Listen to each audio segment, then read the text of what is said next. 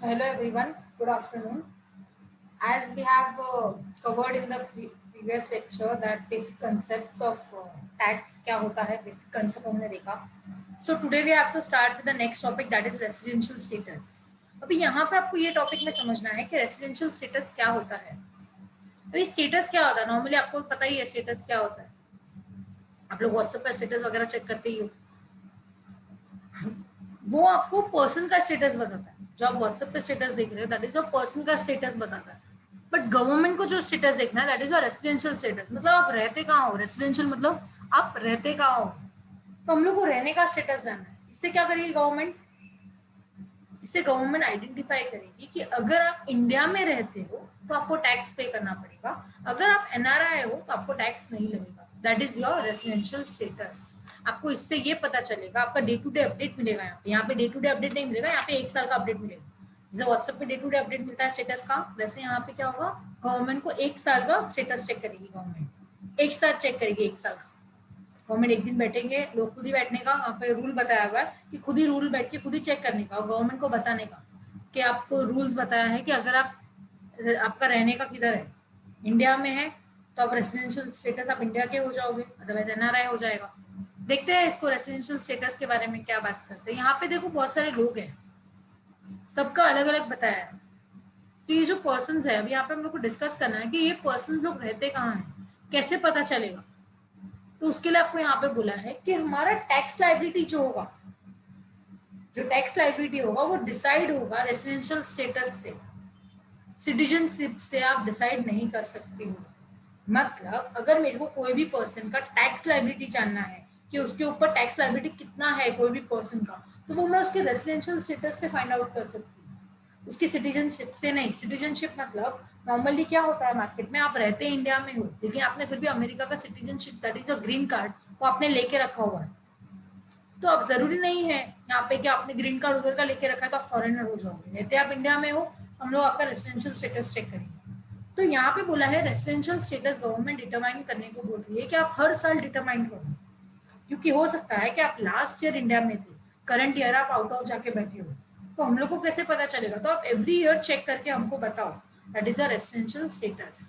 यहाँ पे बोला है कि रेसिडेंशियल का जो स्टेटस होता है वो डिपेंड होता है. कैसे पता चलेगा रेसिडेंशियल स्टेटस, तो पता चलेगा period of stay in India.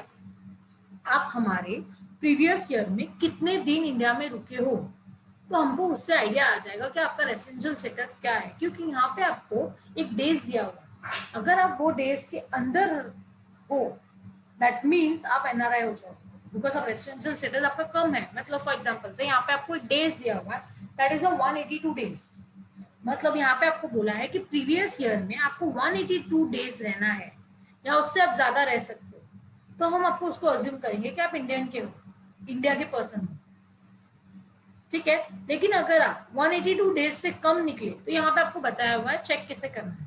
मतलब आपको यहाँ पे ये समझना है कि आपकी टैक्स लाइबिलिटी जो डिसाइड होगी वो आपके रेसिडेंशियल स्टेटस से डिसाइड होगी, और आपका रेसिडेंशियल जो स्टेटस डिसाइड होगा वो आपके period of stay in India से डिसाइड होगा. आपको रेसिडेंशियल स्टेटस डिटरमाइन करना है एवरी ईयर. आपको बोला है कि इंडियन सिटीजन जरूरी नहीं है, नॉट नेसेसरी कि वो रेसिडेंट ही होगा. बिकॉज मैंने आपको बताया कि वो इंडियन सिटीजन है और वो गांव बाहर जाके बैठा हुआ, दैट इज एनआरआई, बाहर रहता है. तो हम लोग सिटीजनशिप लेके मतलब नहीं है. मतलब हो सकता है मैं एनआरआई हूँ, मैं बाहर जाके रहती हूँ, बट मैंने इंडिया का सिटीजनशिप लेके रखा हूँ. जैसे मैंने अभी इसके पहले आपको जो एग्जांपल दिया था कि आप इंडियन सिटीजन हो, आपने बाहर का कार्ड लेके रखा हुआ, that is a green card. तो जरूरी नहीं है. यहाँ पे वही बोला हुआ है कि Indian citizen it's not necessary कि आप रेसिडेंट हो. आप ये देख के अंदाजा नहीं लगा सकते कि इंडियन सिटीजन है ना वो रेसिडेंट ही रहेगा, कि फॉरेन सिटीजन है ना वो एनआरआई रहेगा. No, it's not compulsion. आप ऐसे मेजर नहीं कर सकते हो. आपको यहाँ पे पूरा कैलकुलेशन करना पड़ेगा. That is Indian citizen not necessary कि वो रेसिडेंट ही होना चाहिए, and foreign citizen it's not necessary कि वो एनआरआई होना चाहिए. यहाँ पे आपको बताया कि रेसिडेंशियल स्टेटस अगर आप चेक करते हो तो आपको आंसर क्या आएगा. अगर आपने रेसिडेंशियल स्टेटस चेक किया तो you will get a answer either one, that is resident आएगा या तो नॉन रेसिडेंट आएगा. इन दोनों में से कोई भी एक आएगा आंसर. मतलब कोई भी पर्सन का मैं रेसिडेंशियल स्टेटस चेक कर रही हूँ, फॉर एग्जाम्पल से मैंने आपका एक रेसिडेंशियल स्टेटस चेक किया, तो मुझे आंसर या तो रेसिडेंट में आएगा या तो वो नॉन रेसिडेंट में आएगा.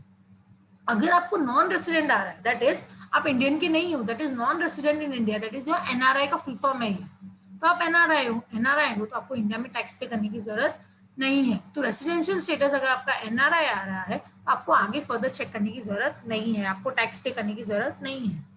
लेकिन अगर आपका रेसिडेंशियल स्टेटस रेसिडेंट आ रहा है तो आपको फर्दर चेक करना पड़ेगा कि ये इसी फर्स्ट या जो आप चेक कर रहे हो ना रेसिडेंशियल स्टेटस में, क्या आंसर रेसिडेंट आ रहा है या नॉन रेसिडेंट आ रहा है, तो ये आपको प्रीवियस ईयर का आंसर देगा।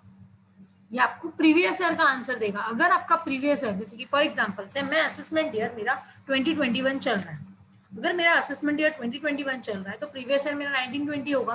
तो 1920 में अगर आप रेसिडेंशियल स्टेटस चेक कर रहे हो, 1920 का रेसिडेंशियल स्टेटस चेक कर रहे हो, अगर आपको आंसर आता है कि 1920 में आप रेसिडेंट बने हो तो आपको फर्दर चेक करना पड़ेगा इसके भी पहले साल का चेक करने के लिए, क्योंकि ये दोनों आंसर मतलब पता चला 1920 में आपने चेक किया रेसिडेंशियल स्टेटस और आपको आंसर आ रहा है एनआरआई, तो आपको इसके पहले के साल का चेक करने की जरूरत नहीं है, बिकॉज मेरे प्रीवियस ईयर का आंसर आता है एनआरआई, मतलब आगे चेक करने की जरूरत नहीं है।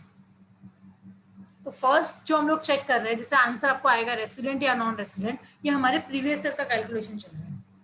अगर आपको आंसर आ जाता है आपके प्रीवियस ईयर में आप रेसिडेंट बन जाते हो, तो प्रीवियस ईयर के प्रीसीडिंग प्रीवियस ईयर में आपको चेक करना है, दैट इज आपको पिछले 10 साल या पिछले 7 साल या पिछले 4 साल यहाँ पे जो इन्फॉर्मेशन दी है उसके ऊपर आपको चेक करना पड़ेगा। मतलब प्रीवियस ईयर के पहले के साल, that is preceding previous year, मतलब 1920 के पहले के जितने भी साल है, दैट इज 18 19 17 18 16 17 15 16, ये सब जो भी साल है वो सब में आपको चेक करना है कि क्या आप ऑर्डिनरी रेसिडेंट थे या नॉट ऑर्डिनरी रेसिडेंट। ऑर्डिनरी मतलब परमानेंट रेसिडेंट, आप इंडिया के ही हो क्या। नॉट ऑर्डिनरी मतलब आप इंडिया में नहीं रहते हो, थोड़ा टाइम इंडिया में रहते हो, थोड़ा टाइम आप आउट ऑफ में रहते हो, आप आते जाते रहते हो, इट्स समथिंग लाइक दैट, तो आपको चेक करना पड़ेगा। अगर आप रेसिडेंशियल स्टेटस चेक करोगे तो आंसर आपको इसी में से आएगा, दैट इज आपका आंसर रेसिडेंट भी आ सकता है या एनआरआई भी आ सकता है। एनआरआई आ रहा है तो आपको आगे चेक करने की जरूरत नहीं है, लेकिन अगर आपका आंसर आता है रेसिडेंट तो आपको फर्दर चेक करने की जरूरत है। फर्दर अगर आप चेक करोगे तो आपको आंसर आएगा रेसिडेंट एंड ऑर्डिनरी रेसिडेंट, जिसको बोलते हैं आर एंड ओ आर, मतलब वो परमानेंट इधर का ही है। हम लोग ने पिछले साल का, पहले तो प्रीवियस ईयर का चेक कर लिया, वो इंडिया में ही है, इसके पिछले साल का चेक कीजिए, तो अगर उसके भी पिछले साल का अगर वो इंडिया में है तो वो ऑर्डिनरी रेसिडेंट हो जाएगा, मतलब उसको टैक्स पे करना कंपल्सरी। उसके बाद अगर आ रहा है resident but not ordinary resident, मतलब वो आता जाता रहेगा, ठीक है। सो यहाँ पे पता कैसे चलेगा कि वो रेसिडेंट है या नॉट ऑर्डिनरी रेसिडेंट है। सी इसके लिए कंडीशन है, रेसिडेंशियल स्टेटस का जो प्रीवियस ईयर का चेक करना है उसके लिए एक कंडीशन है, प्रीवियस ईयर का चेक होने के बाद उसके लिए एडिशनल कंडीशन है आपको अगर फर्दर चेक करना है तो। मतलब यहाँ पे कंडीशन बोला है अंडर सेक्शन 6, कंडीशन क्या है, कंडीशन 6 में आपको बोला गया है, कंडीशन 1 आपको बोला है कि he stays India should be 182 days और मोर। मतलब आपको बोला है कि मेरे प्रीवियस ईयर में, दैट इज 2021 मेरा जो असेसमेंट ईयर चल रहा है उसका प्रीवियस ईयर है 1920, तो 1920 में उसका जो मतलब स्टे होना चाहिए, इट शुड बी 182 डेज और मोर होना चाहिए, ये मेरा पहला कंडीशन है। अगर कोई भी पर्सन का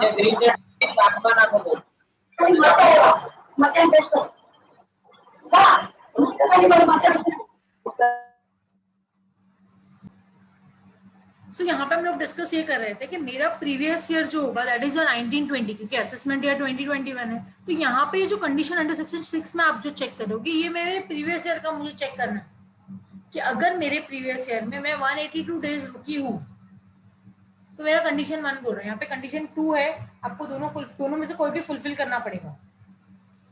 मतलब ऑप्शन किसमें है आपके पास, देखो और बोला है और एंड बोला है, और मतलब आपके पास ऑप्शन है, एंड मतलब कंपलसरी, एंड आपको बी वाले पार्ट में बोला है दैट इज द कंपलसरी। तो कंपलसरी हम लोग बाद में करते हैं, पहले हम लोग ऑप्शन में देख लेते हैं। ऑप्शन क्या है आपके पास, ऑप्शन ये बोल रहा है कि कोई भी पर्सन प्रीवियस ईयर में अगर वो 182 डेज रुका है या उससे ज्यादा रुका है या मिनिमम 60 डेज तो रुकना ही चाहिए। क्या बोला, या तो आप कंडीशन 1 फुलफिल करो या कंडीशन 2 फुलफिल करो, दोनों में से कोई भी एक फुलफिल आपको करना है। कंडीशन 1 बोल रहा है या तो आप फुलफिल कर लो कि 182 डेज फुल है या नहीं, ठीक है, और कंडीशन 2 बोल रहा है कि आपको मिनिमम 60 डेज तो रुकना ही है या उससे ज्यादा। लेकिन कंडीशन 2 का ए वाला पार्ट बोल रहा है कि 60 डेज होना चाहिए, लेकिन बी वाला पार्ट बोल रहा है कि टोटल 365 डेज होना चाहिए, लेकिन मेरे पिछले 4 साल में 4 years to PPY to RPY. PPY is preceding previous year, मतलब मेरा असेसमेंट ईयर है 2021, प्रीवियस ईयर होगा 1920, तो प्रीवियस ईयर का 1920 तो मैंने यहाँ पे चेक कर लिया ना, 182 डेज और 60 डेज, ये मेरे लिए प्रीवियस ईयर का पूछा है।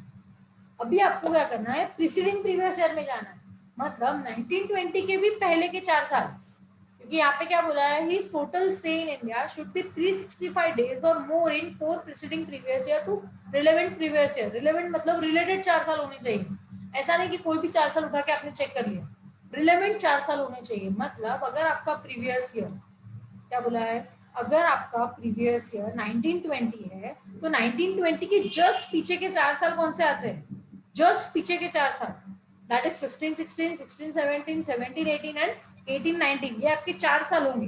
तो ये 4 साल में से टोटल आपको 365 डेज आप इंडिया में रहने चाहिए। समझ में आया क्या बोला ये लोग ने? मतलब ये लोग आपको बोल रहे हैं कि कंडीशन 1 आपको बोला गया है कि 182 डेज होना चाहिए आपका।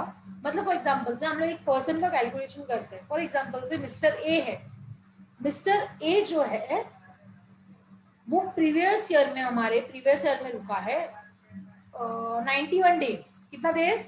91 डेज। तो हम लोग चेक करते हैं कि मिस्टर ए का प्रीवियस ईयर में 91 डेज है। अभी मुझे उसका रेसिडेंशियल स्टेटस जानना है। ये मिस्टर ए कभी इंडिया के बाहर गया ही नहीं, ये फर्स्ट टाइम है इंडिया के बाहर जाने का सोच रहा है, वो कभी गया ही नहीं इंडिया में। 91 डेज वो रुका, बाकी के वो दिन वो फर्स्ट टाइम आउट ऑफ गया हुआ। तो हम लोग चेक कर लेते हैं हमारे प्रीवियस ईयर का। तो हम लोग चेक करते हैं कि मेरे प्रीवियस ईयर में 91 डेज रुका है, मतलब क्या 180 डेज फुलफिल हो रहा है क्या? नहीं, क्योंकि आपको क्या बोला है 182 डेज फुलफिल होना चाहिए हमारे करंट ईयर में, प्रीवियस ईयर में नहीं हो रहा है क्योंकि वो तो सिर्फ 91 डेज रुका हुआ है, तो ये वाला फुलफिल नहीं हुआ, कट कर दो। लेकिन अभी कंडीशन 2 चेक करते हैं। कंडीशन 2 में आपको दोनों बोला, ये दोनों आपको फुलफिल करना ही है। क्या फुलफिल करना है? 60 डेज तो होना ही चाहिए। अभी ये 91 डेज फुलफिल हो रहा है, ये 60 डेज से ऊपर है ना, मतलब ये वाला फुलफिल हो रहा है। ठीक है, ये हो रहा है। एंड बोला है, एंड मतलब आपको ये कंपलसरी चेक करना है। कंपलसरी क्या बोला है कि पिछले 4 साल, दैट इज वो PPY, that is preceding previous year, मतलब पिछले के 4 साल, दैट इज मैंने आपको बोला 15 16 17 18 जो हमारा ईयर था, 16 17 फिर 18 19, ये जो 4 साल है इसका टोटल आपको 365 डेज से ज्यादा होना चाहिए। और मैंने आपको बोला कि ये बंदा जो है मिस्टर ए, वो हमारे प्रीवियस ईयर में फर्स्ट टाइम आउट ऑफ जा रहा है। अगर ये person first time out of जा रहा है, मतलब इसके पहले वो इंडिया में ही था, जब वो इंडिया में ही था मतलब आराम से फुलफिल हो जाएगा। 365 डेज तो एक साल में होता है, इसको 4 साल में 365 चाहिए, हमारे तो एक साल में 365 होता है, मतलब यहाँ पे तो 1100 के आसपास जाएगा, मतलब ये भी फुलफिल हो रहा है। मतलब ये कंडीशन 6 फुलफिल हो जाता है तो आपका आंसर जो आएगा दैट इज रेसिडेंट आएगा। मतलब अगर आपने ये मतलब ये 2 कंडीशन आपके सामने दिख रही है, that is condition under section 6, अगर आप ये फुलफिल करते हो तो आपका आंसर आएगा रेसिडेंट या तो एनआरआई। अगर आप ये कंडीशन अप्लाई कर रहे हो तो इन दोनों में से एक आंसर आएगा आपको, या तो रेसिडेंट आंसर आ सकता है या तो एनआरआई आ सकता है। हम लोग ने जो एग्जांपल लिया अभी मिस्टर ए का, दैट इज वो प्रीवियस ईयर में 91 डेज था, वो रेसिडेंट आएगा। ठीक है, अब एक और एग्जांपल ले लेते हैं कि मिस्टर बी, एक मिस्टर बी है, वो प्रीवियस ईयर में, मतलब नॉर्मली वो जो मिस्टर बी है वो इंडिया में ही आया, पहली बार इंडिया में आया है। क्या बोल रही हूँ मैं? पहली बार इंडिया में आया है मेरे प्रीवियस ईयर में। वो 185 डेज रुक के गया। कितना डेज? 185 डेज रुक के गया। ठीक, सो यहाँ पे आपको क्या बोला है 185 ना, मतलब मेरे प्रीवियस ईयर में बोला है, तो आप पहला कंडीशन चेक करो, 185 डेज रुक के गया मतलब 182 फुलफिल हुआ, ये तो 182 डेज फुलफिल हुआ, तो ये फुलफिल हो गया तो 60 का चेक करने की जरूरत नहीं है, क्योंकि 182 हो रहा है तो 60 भी करोगे तो होगा ही ना, क्योंकि 182 डेज 60 के अंदर इंक्लूडेड है, तो 182 हो गया तो 60 चेक करने की जरूरत नहीं है। अभी आपको कंडीशन बी चेक करना पड़ेगा, सेकंड का बी चेक करना पड़ेगा। वो आपको बोला है कि पिछले 4 साल में 365 डेज होना चाहिए, फुलफिल होगा क्या? नहीं होगा। क्यों? क्योंकि वो फर्स्ट टाइम इंडिया में आ रहा है, इसके पहले वो इंडिया में कभी था ही नहीं, तो जब वो इंडिया में था ही नहीं तो पिछले 4 साल में डेटा आप कितना भी कैलकुलेशन कर लो 365 होने वाला नहीं है, 365 नहीं होगा। मतलब आपने कंडीशन 6 अप्लाई किया, आपका फर्स्ट कंडीशन फुलफिल हो गया 182 डेज वाला, बट सेकंड कंडीशन फुलफिल नहीं हो रहा। समझ में आया? और याद रखना कि ये जो और बोला है ना बीच में, वो कंडीशन 1 और कंडीशन 2 के बीच में और नहीं है। ये जो और है वो आपकी 182 डेज और 60 डेज के बीच का और है। मतलब इन दोनों में से कोई भी एक फुलफिल करना है, लास्ट वाला तो कंपलसरी आपको फुलफिल करना ही है। तो ये एनआरआई हुआ ना? ये एनआरआई हो गया, mister B is NRI. Mister A जो था वो रेसिडेंट था, मिस्टर बी एनआरआई निकला। तो जब मिस्टर बी एनआरआई निकला है तो आपको आगे चेक करने की जरूरत नहीं है, लेकिन मिस्टर ए तो रेसिडेंट हो गया है, तो आपको फर्दर एडिशनल कंडीशन चेक करना पड़ेगा, बिकॉज आपको आंसर तो पता चल गया कि रेसिडेंट आ रहा है, लेकिन मुझे आगे चेक करना है कि रेसिडेंट ऑर्डिनरी है या नॉट ऑर्डिनरी है। समझ में आया? मतलब जैसे हम लोग ये चार्ट जो चेक कर रहे थे, ये चार्ट हमने चेक किया था, रेसिडेंशियल स्टेटस चेक किया, आंसर मुझे रेसिडेंट आता है तो फर्दर चेक करना है, नॉन रेसिडेंट आता है तो फर्दर चेक करने की जरूरत नहीं है। तो मिस्टर बी का फर्दर चेक करने की जरूरत नहीं है, बिकॉज वो एनआरआई है, तो मिस्टर बी इंडिया में टैक्स नहीं पे करेगा। लेकिन रेसिडेंट है, मिस्टर ए का रेसिडेंट आया है, तो आपको चेक करना पड़ेगा कि वो ऑर्डिनरी का है या परमानेंट है या फिर आता जाता रहता है, बिकॉज आप ऑर्डिनरी हो गए तो ही आप टैक्स पे करोगे ना, नॉट ऑर्डिनरी रहेंगे तो चेक करना पड़ेगा कि कितना दिन रुके कितना दिन नहीं रुके, फिर कंडीशन चेक करके। अभी इसके लिए आपको एडिशनल कंडीशन चेक करना पड़ेगा। तो एडिशनल कंडीशन क्या है वो हम लोग देखते हैं। तो ये कंडीशन अंडर सेक्शन 6 था, तो अगर आप लोग अंडर सेक्शन 6 का कंडीशन अप्लाई करोगे तो you will get answer either one, that is resident या फिर नॉन रेसिडेंट। यहाँ पे देखो एक चीज और बोला है कि any individual to become a resident in India has to fulfil any one of the two basic condition given under section 6। यहाँ पे आपको दोनों में से कोई भी एक कंडीशन फुलफिल करना है। दोनों में से एक मतलब या तो 182 डेज वाला या तो 60 डेज वाला, दोनों में से एक तो फुलफिल होना ही चाहिए, तो ही आप आगे का चेक कर सकते हो। बिकॉज कोई भी पर्सन का पहले आप प्रीवियस ईयर का चेक करो, प्रीवियस ईयर का डेटा मैच हो रहा है तो आप आगे जाइए, अदरवाइज आगे जाने की जरूरत नहीं है। समझ में आया? मतलब अगर मिस्टर ए का ले लिया, मिस्टर बी का ले लिया, एक मिस्टर सी का भी एग्जांपल ले लेते हैं कि एक मिस्टर सी है, वो हमारे प्रीवियस ईयर में 45 डेज रुक के गया। कितना? 45 डेज रुक के गया। तो क्या 180 डेज फुलफिल हो रहा है? नहीं। 60 डेज हो रहा है क्या? नहीं नहीं, मतलब 45 डेज ही रुका है, 60 डेज भी फुलफिल नहीं हो रहा, तो हम लोग आगे चेक नहीं करेंगे, क्योंकि जब तक मेरा कंडीशन का फर्स्ट कंडीशन फुलफिल नहीं हो जाता, दैट इज 182 डेज और 60 डेज, इन दोनों में से कोई भी एक फुलफिल नहीं होता है, क्योंकि ये दोनों मेरे प्रीवियस ईयर का चेक करते हैं और 365 वाला तो प्रीसीडिंग प्रीवियस ईयर चेक करता है।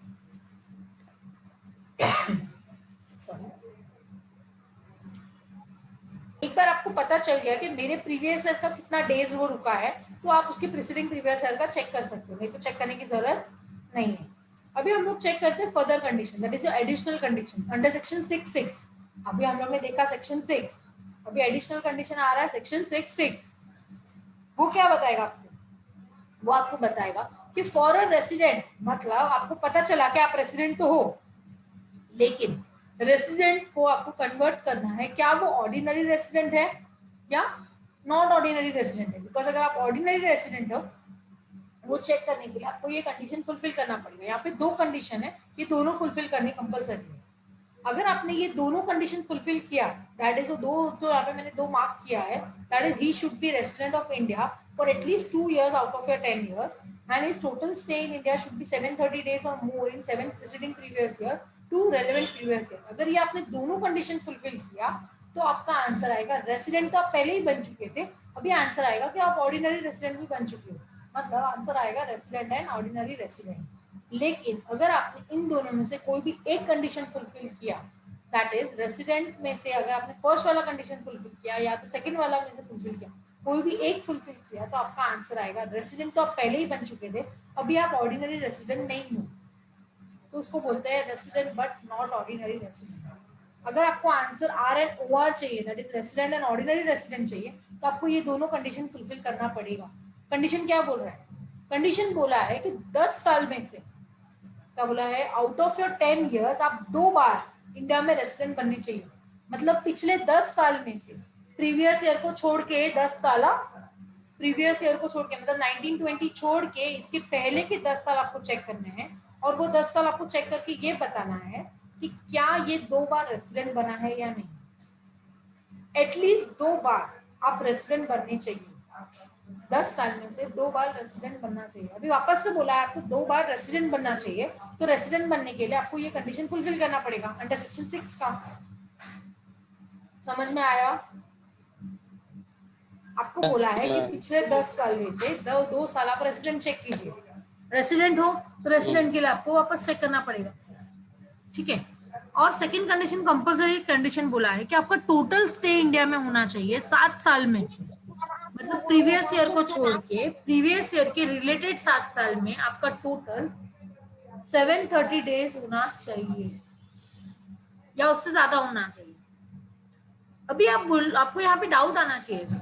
क्या डाउट आना चाहिए था? यहाँ पे आपको बोला है पहले 2 साल में 2 बार आप रेसिडेंट होने चाहिए, और यहाँ पे आपको बोला है 730 डेज होना चाहिए। मतलब आपको डाउट ये आना चाहिए था कि एक साल में तो 7 ईयर 365, नहीं 7, टोटल। हाँ हाँ टोटल 730 डेज चाहिए ना, तो यहाँ पे आपको डाउट ये आना चाहिए था कि एक साल में तो 365 डेज होते हैं, एक साल में 365 डेज होते हैं, तो 2 साल में कितने हो गए? 730 डेज। 730 हो रहा है यस 730 डेज हो गए, मतलब सेकंड वाला तो फुलफिल हो जाएगा। अभी आप ये मत कंपैरिजन करना यहाँ पे, ऑटोमेटिकली। यस यहाँ पे आप ये मत बोलना कि पहला कंडीशन और दूसरा कंडीशन में कोई डिफरेंस नहीं है, क्योंकि पहले में आपको बोला है 2 साल और यहाँ पे बोला है 730 डेज, तो दोनों आप बोलोगे 2 साल मतलब 730 डेज होता है और 730 डेज मतलब 2 साल होता है। यहाँ पे ऐसा नहीं चेक करना है आपको, यहाँ पे कंफ्यूज नहीं होना है आपको। यहाँ पे क्या बोला है कि पिछले प्रीवियस ईयर को छोड़ के उसके पिछले के 7 साल में आपका 730 डेज होना चाहिए, ठीक है। डेज बोला है मतलब एक साल में कितना भी दिन लिखो, सबका टोटल 730 डेज होना चाहिए। और रेसिडेंट में आपको चेक करना है 2 बार रेसिडेंट होना चाहिए। समझ में आया? Yes ma'am. ओके, सो ये चीज आपका, यहाँ पे आपको एक्सेप्शन भी है, ये दोनों कंडीशन आपको चेक करने के बाद आपको यहाँ पे गवर्नमेंट ने 2 एक्सेप्शन दिया हुआ है। एक्सेप्शन क्या है वो हम लोग यहाँ पे चेक करते हैं। मतलब पहले तो अंडर सेक्शन 6 देखा, वो क्या है अंडर सेक्शन 6 अगर आप चेक करोगे तो you will get answer like resident है या एनआरआई है। एनआरआई आता है तो आगे चेक करने की जरूरत नहीं है, लेकिन अगर आपको आंसर रेसिडेंट आता है तो आपको फर्दर चेक करने की जरूरत है। फर्दर चेक करने के लिए आपको अंडर सेक्शन 6 का आपको कंडीशन दिया हुआ है, बट ये एक्सेप्शन जो है वो कंडीशन अंडर 6 के लिए एक्सेप्शन है। हमारे पास 2 कंडीशन है, सेक्शन 6 का कंडीशन है और 6 का कंडीशन है, बट ये जो एक्सेप्शन है वो सिर्फ कंडीशन 6 के लिए एप्लीकेबल होता है। यहाँ पे 2 कंडीशन है, 2 एक्सेप्शन है, सॉरी। ये दोनों में से अगर कोई भी एक्सेप्शन आता है तो ओनली फर्स्ट कंडीशन आपको चेक करना है। अभी तक हम लोग क्या कर रहे थे, कंडीशन 6 के लिए क्या कर रहे थे हम लोग, कंडीशन 6 के लिए 2 कंडीशन चेक कर रहे थे। एक तो चेक कर रहे थे कि वो 182 डेज है या नहीं, वो चेक कर रहे थे। फिर हम लोग चेक कर रहे थे कि नहीं तो 60 डेज तो होना ही चाहिए, अगर 182 डेज नहीं हो रहा है तो 60 तो होना ही चाहिए। जैसे कि मिस्टर बी का जो एग्जांपल लिया था हमने, 182 नहीं हो रहा था बट 60 तो हो रहा था, या सॉरी मिस्टर ए का जो एग्जांपल लिया हमने 91 डेज का। हाँ तो यहाँ पे क्या हुआ, पहले हम लोग ने 182 डेज वाला देखा, वो नहीं हुआ तो 60 पे गए, फिर अगर वो हुआ तो हम लोग को फिर एंड ऑफ कंपलसरी चेक करना है, ठीक है। बट अगर कोई भी पर्सन ये दोनों एक्सेप्शन में आ जाता है, कोई भी पर्सन ये दोनों एक्सेप्शन में अगर आता है तो उसको क्या करना है, only first condition that is 182 days वाला फॉलो करना है, ये वाला only condition 1 that is 182 days है या नहीं, ये वाला कंडीशन 2 चेक करने की जरूरत नहीं है। एक भी नहीं चेक करना है, 60 भी नहीं करना है, 365 डेज भी नहीं करना है, सिर्फ 182 चेक करके ही आपको डिक्लेयर करना है कि आप रेसिडेंट हो या एनआरआई हो। तो वो एक्सेप्शन क्या है वो हम लोग देख लेते हैं। तो ये 2 एक्सेप्शन है हमारे पास। एक तो फर्स्ट एक्सेप्शन बोला है कि आप इंडियन सिटीजन होने चाहिए, क्या बोला है, आप इंडियन सिटीजन होने चाहिए and living India for the employment purpose. मतलब आप इंडियन सिटीजन होना चाहिए और आप जॉब के लिए इंडिया छोड़ के जाने चाहिए। मतलब छोड़ के जाने चाहिए मतलब ऐसा नहीं कि आप खुद चले गए अपनी मर्जी से, आपको सामने वाली कंपनी अपॉइंटमेंट लेटर देके बुलानी चाहिए।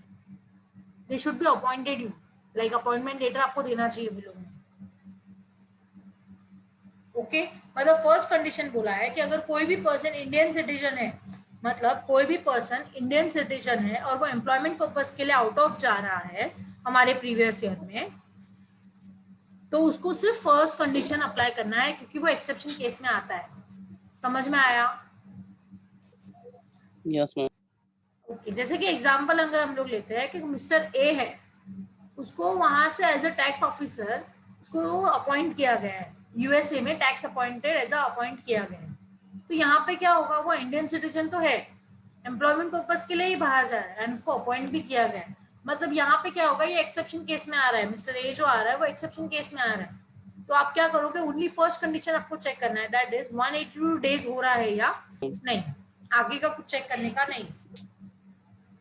सेकेंड कंडीशन या सेकेंड एक्सेप्शन आपको बोल रहा है कि कोई भी Indian origin coming to India for the first time, या अगर कोई भी इंडियन ओरिजिन रहेगा, इंडिया में पहली बार आ रहा है या इंडिया में आ रहा है, उसका रीजन कुछ भी हो, या वो विजिट के लिए आ रहा हो या कोई भी पर्पस के लिए आ रहा हो, प्रीवियस ईयर में अगर आ रहा है, तो हम लोग क्या करेंगे, उसको एक्सेप्शन में मानेंगे और सिर्फ फर्स्ट कंडीशन चेक करेंगे, दैट इज 182 डेज हो रहा है या नहीं। समझ में आया? बात आती है लेकिन कि मैम इंडियन इसमें ओरिजिन मतलब इसमें क्या, कैसे? क्या बोल रहे हो?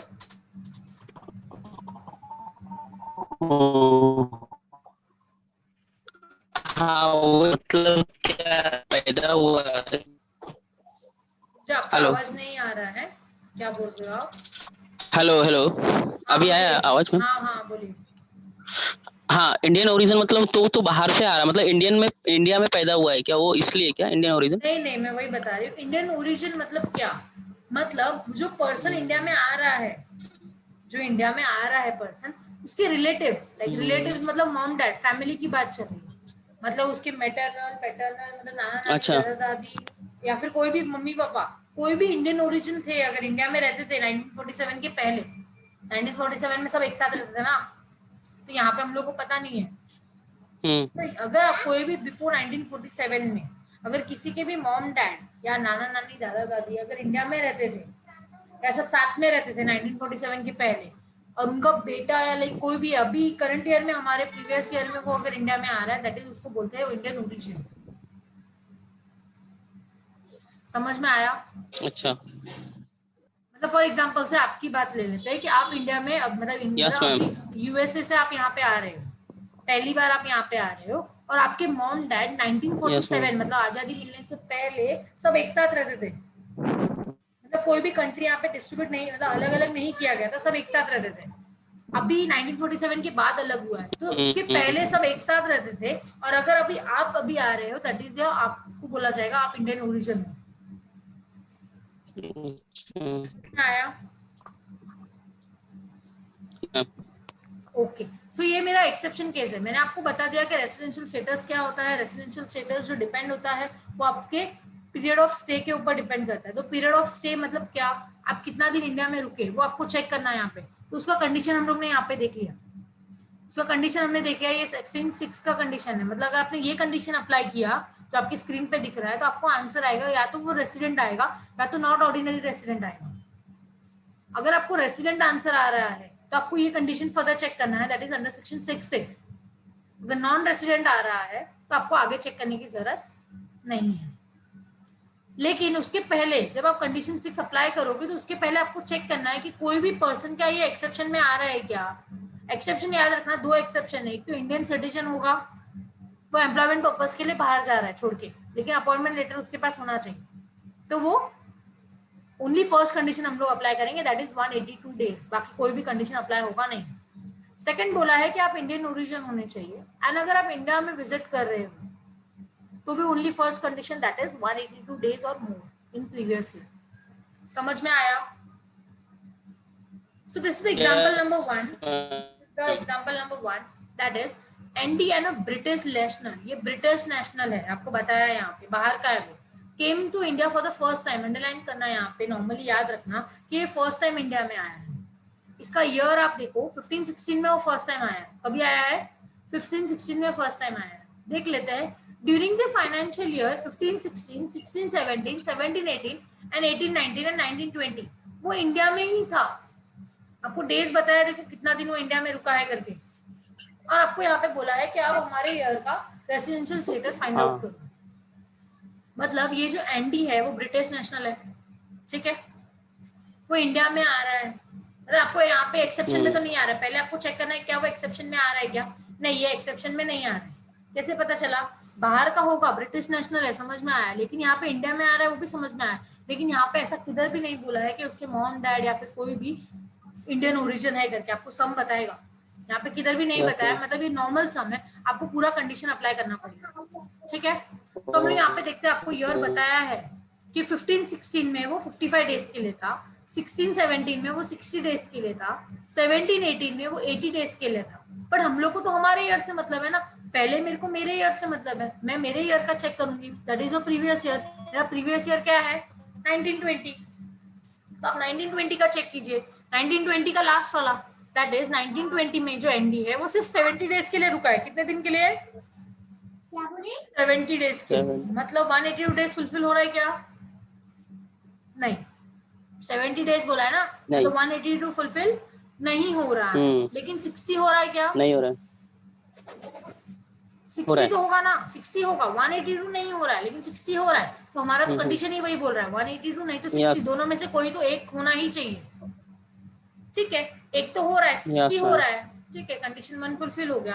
कंडीशन 2 का बी वाला पार्ट देखो कि पिछले 4 साल में 365 होना चाहिए, तो अभी आप क्या करोगे, 70 को छोड़ के, 70 को छोड़ के बाकी के 4 साल का टोटल लीजिए, दैट इज 160, 55, 60 और 80, कितना आता है टोटल चेक कीजिए, अगर आप टोटल लोगे दैट इज 55 उसका 15-16 में है, 16-17 में 60 डेज है, बाकी 80 डेज है, 160 डेज है, टोटल आप करोगे तो 355 डेज आता है, कितना आता है 355 डेज, चारों का टोटल 70 को छोड़ के, बिकॉज 70 का कैलकुलेशन हम लोग ने ऑलरेडी प्रीवियस ईयर का कैलकुलेशन हम लोग कर लिया है, मैंने आपको वही बोला कि मेरा फर्स्ट कंडीशन बोल रहा है या तो उसका 182 डेज होना चाहिए या तो 60 होना चाहिए, दोनों में से कोई एक होना चाहिए, तो हम लोग ने देख लिया 60 हो रहा है, उसको भूल जाओ।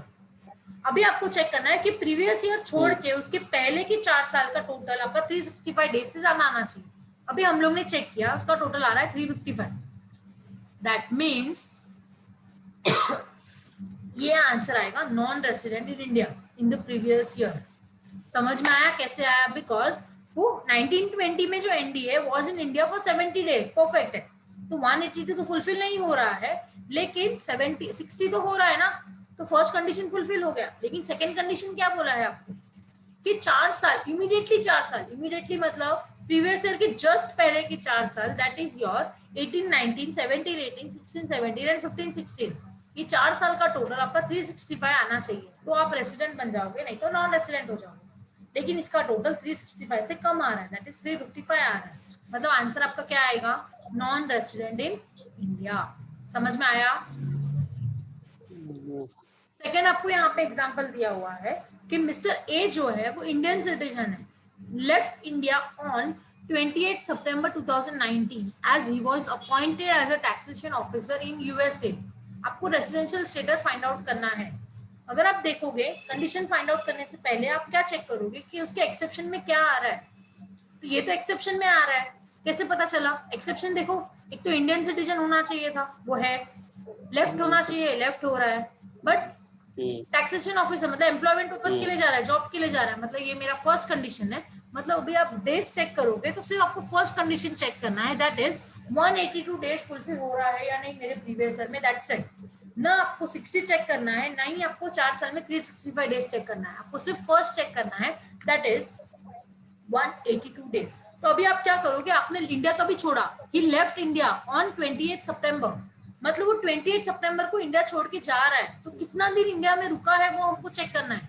तो आप क्या करोगे, अप्रैल से लेकर सितंबर तक डेट काउंट करो, दैट इज मेरा देखो यहाँ पे अप्रैल से लेकर सितंबर तक मुझे डेट काउंट करना है, तो यहाँ पे देखोगे थोड़ा सा यहाँ पे आगे पीछे हो गया है, अप्रैल का 30 डेज वो इंडिया में ही था, मई का 31 डेज वो इंडिया में था, जून का 30 डेज वो इंडिया में है, जुलाई का 31 डेज वो इंडिया में है, अगस्त का भी वो पूरा यहाँ पे ही है, सितंबर में भी वो इंडिया में ही है, लेकिन सितंबर में वो 28 को जा रहा है, मतलब लैंड तो इधर, मतलब फ्लाइट तो उसकी इधर से ही होगी ना, इंडिया से ही होगी, तो 28 को भी आपको कंसिडर करना है कि वो स्टे इन इंडिया ही है, मतलब जाने का दिन और आने का दिन should be treated as a stay in India, समझ में आ गया सबको।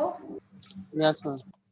ओके, सो यहाँ पे हमारा एक्सेप्शन केस देखा, अगर आप इसका टोटल लोगे अप्रैल का 30, क्योंकि वो 181 अप्रैल हो से रहा हाँ 181 हो रहा है, मतलब 182 डेज नहीं हो रहा है, तो यहाँ पे आपको डिक्लेयर करना है कि ही बिकम्स NRI। समझ में आया? Yes ma'am. ओके, यहाँ पे देखो आपको क्वेश्चन नंबर 2 बोला है कि मिस्टर आदित्य है वो फॉरेन नेशनल है। क्या है? फॉरेन नेशनल है, और उसके ग्रैंड पेरेंट्स वो बोर्न इन कराची इन 1941। मतलब यहाँ पे आपको तुरंत क्लिक होना चाहिए कि बिफोर 1947 के पेरेंट्स है, मतलब ये इंडियन ओरिजिन होगा। क्या होगा? इंडियन ओरिजिन होगा। एंड वैसे भी वो फर्स्ट टाइम इंडिया में आ रहा है। कभी आ रहा है? 7 अगस्त को वो इंडिया में आ रहा है, एंड वो इंडिया छोड़ के जा रहा है 4 फेब को। मतलब अभी आपको चेक करना है कि 7 अगस्त से वो आया एंड 4 फेब को जा रहा है, मतलब इन दोनों के बीच में वो उसका स्टे ऑफ इंडिया कितना है, period of stay in India कितना है, आपको चेक करना है। तो आप चेक करेंगे, हम लोग यहाँ पे देखो आपको चेक करके बताया है। क्या चेक करके बताया है? देखो इंडियन ओरिजिन है ये, तो ओनली फर्स्ट कंडीशन आपको अप्लाई करना है, दैट इज वो कभी आया है, मैंने आपको बताया कभी आया वो 7 अगस्त को आया है। कभी आया है? 7 अगस्त को आया है, और 4th फेब को जा रहा है। तो अगर आप डेज काउंट करोगे तो 182 से ज्यादा होता है। अगर आप दिन काउंट करने बैठोगे ना, अगस्त का महीना, सितंबर, अक्टूबर, नवंबर, दिसंबर, जनवरी एंड फरवरी, 7 महीने के ऊपर हो जाता है। 7 महीने के ऊपर हो गया मतलब 182 डेज से ज्यादा ही होगा, क्योंकि 180 मतलब 6 मंथ ना, तो उससे ज्यादा ही होगा। दैट इज का टोटल स्टे आपको बताया कि 182 से ज्यादा है, तो इसका आंसर आएगा mister Aditya has satisfied the condition under section 6। तो मैंने आपको पहले ही बताया कि अगर आप कंडीशन 6 अप्लाई कर लेते हो तो आपको कंडीशन अंडर सेक्शन 6 भी अप्लाई करना है। लेकिन आपने क्वेश्चन पढ़ा होगा तो आपको बोला है कि आप फर्स्ट टाइम इंडिया में आ रहे हो, तो अगर फर्स्ट टाइम इंडिया में आ रहे हो तो उसके पहले आप इंडिया में थे ही नहीं, तो आपका आंसर आएगा resident but not ordinary resident. Clear हुआ ये आपका आंसर? ये फर्स्ट टाइम इंडिया में आया है। यस, तो यहाँ पे हम लोग का ये टॉपिक खत्म होता है। So will continue in the next lecture, that is your next topic.